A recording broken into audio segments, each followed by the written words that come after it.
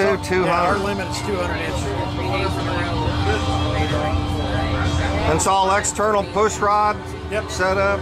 Yeah, we just grease the top end. Just grease it? Yeah. Oh yeah, you got grease pins up. Yeah. 5-inch primary belt. Yeah. How many plate clutch is it? Mine's 5. 5 plate? Yeah. And I use plates like the Top Fuel car does, only smaller. Yep. I'm one of the few guys running this style clutch. Most of the guys will change their whole pack out every round. Yep. And I think it's more consistent to have it this way. Gotcha. So that, and it's usually just my wife and I when we race. So we don't have extra crew to help. You know, it takes a guy to do the clutch every round if you're you know, in competition where you only have an hour in between like we normally do. So. And then you got this degreed out here, or is that just? Yeah, it tells me, you know, this is almost top dead center front hole right now. Yep, gotcha. Yeah. You know, I can grab a timing light, set it on it, and know what the timing is. But once that plate's set, and once I've got everything set, then I just do all my timing changes with my computer. Gotcha. I just hook the computer up to those boxes and change the curve and whatever I want to. I mean, it's amazing what we can do now with. And then you're just running the double trigger for the ignition down here for. Yeah. That runs just. It runs. There's 4 boxes. There's 2 up here, and there's 2 over here on this side. And each box runs 1 coil, and each coil runs 1 spark plug. That's all it does. So it has plenty of time to rejuvenate. These things are really, really hot spark. They basically weld with them if you wanted to. 40, 50 amp stuff. It'll shoot a spark, big old fat spark about yay far easy. There's 2 up here in the fairing for the front 2 coils, and then those 2 coils run off of those 2 boxes.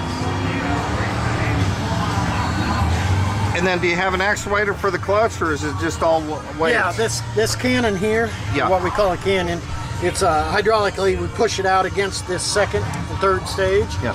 And then as I go down track, then I've got a timer box right under here. It's programmed, and then it'll release the valve and let that come back depending on, you know, and I can stop it and then release it again or whatever. But I can stop and start it and let that clutch come in as What's this right here? That's the sensor for the drive shaft. Okay. Yeah, that's my input shaft sensor, and then I have one on the output shaft. So I tell how much clutch slippage I have, so I can see a curve when it locks my clutch in. Really highly tune off of that anymore. So really, I mean, that's how you're I'm tuning the clutch on that motor. Yeah, once we get a motor that doesn't blow itself up every pass, you know, if it's not hurting pistons or something like that, then we kind of leave that tune up alone and work on the clutch, trying to get that, and not to drag it down too far and keep everything lit. I mean, that's the balancing act. Is you know, you don't want to lug the motor down because it torches ahead, or if you slip the clutch too much and it RPMs too much, it doesn't have enough load, it just puts the cylinder out. Put a cylinder out, that's half the power. It just doesn't go anymore. Well, if you get a cylinder go out, you just I let off. Just until it comes back to life, and then you can get back. If it lights back up. Oh, it'll light back up. Oh, it will. Yeah, when you go back to idle, then it cuts all that fuel out of there because the barrel valve shuts down to when 28% is about what I run mine at. So instead of having all that fuel, it's only put 28% in it. So then it'll come back to life. You'll hear it come back to run on both cylinders. And back into it. Yeah. And then what are these gauges, man? Just oil pressure? That's the air in my frame, so I know I've got enough air to run all the components, which is what makes everything work. It shifts the tranny, it runs the kill, of course, you know, everything runs off air power mainly. So the injection's not timed or anything, it just constant flow. Based on pressures, how much I put in. It's about a gallon and a half. What about the transmission? Is it like a high 2-speed? Yeah, high-low. High-low. Lenco. Mine. Yeah. Some of the guys have BJs or Owens. That's about the only 3 we run. And there are bikes out there that don't have it. They just run a jack shaft. Shifters over here. Kill switch. And then, of course, the dead man switch. If I fall off. Oh, okay. Yeah, got you. That just cuts the fuel down. Yeah. 186 cubic inches. What about the cylinders and all that? Is it custom block? Oh, yeah, it's all... all one-off stuff? Yeah. Pretty much? Pretty much. It's all billet.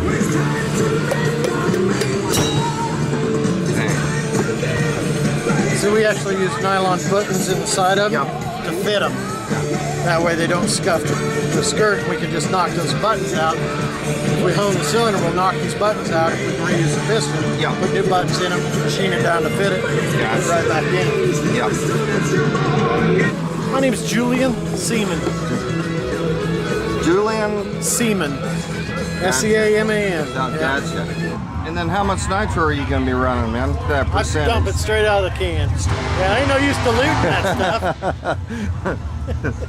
stuff. There's some fun in that. You want to go fast or not? Alcohol's for drinking. It ain't for mixing with nitro. So it's chain drive out back then? The other side is big old thick chain. That's what most people comment on all the time when they see that thing. It's like, holy cow. It's got extra plates on the sides extra to plates. make it strong enough. Those are huge throttle bodies, man. How big are they? I think those are 2 and 3.